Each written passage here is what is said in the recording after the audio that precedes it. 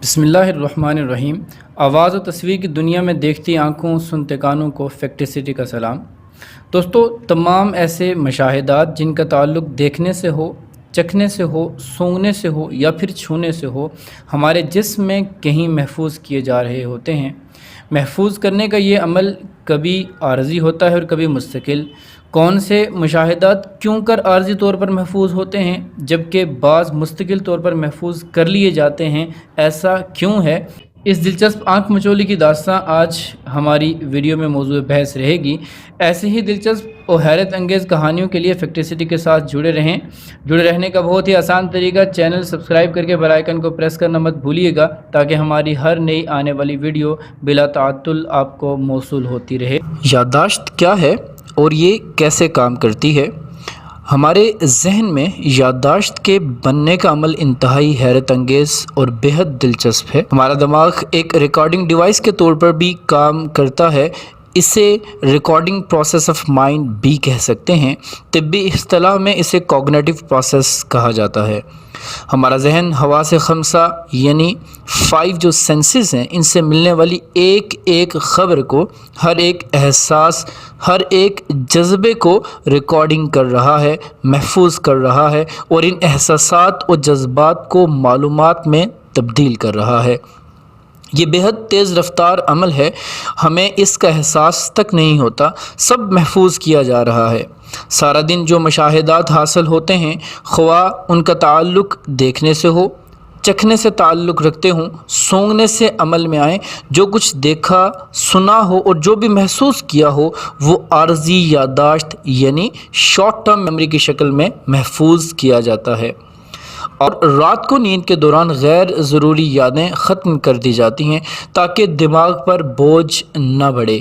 اس کے علاوہ جاگنے کے دوران بھی محفوظ کرنے اور بھولنے کا عمل تیزی سے جاری رہتا ہے۔ مثلاً ایک دکاندار گاہکوں کو نپٹاتے ہوئے یہ کبھی نہیں یاد رکھ سکتا کہ اس نے پچھلے تیسرے یا چوتھے گاہک سے کتنے پیسے لیے اور بقایا کتنے دیے۔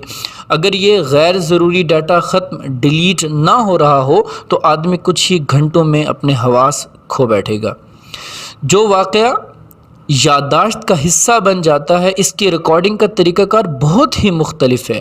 اسے طویل مدتی یادداشت یعنی لانگ ٹرم میموری کہہ سکتے ہیں۔ طویل مدتی یادداشت دماغ میں تب محفوظ ہوتی ہے جب احساس اس خیال سے جڑ جاتے ہیں اور جو ذہن میں حواس کے ذریعے آیا ہے۔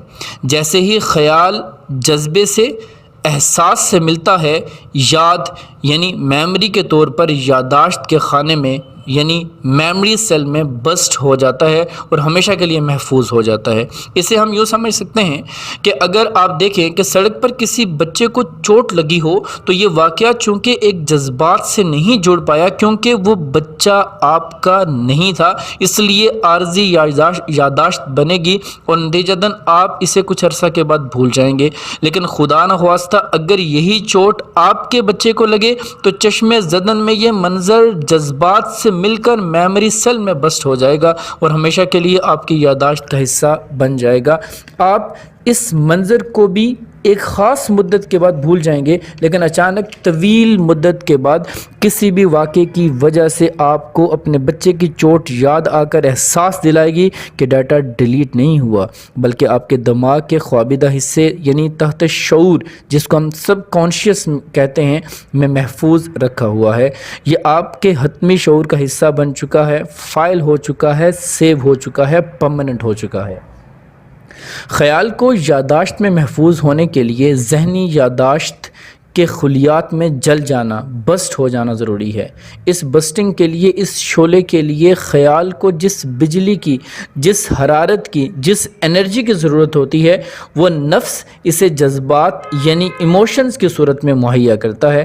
اس طرح ہم اپنی زندگی کے تمام اہم، اچھے، برے واقعات، ایونٹس کو گناہ اور ثواب کے ثبوت، ایویڈنس کی شکل میں اٹھائے پھر رہے ہیں۔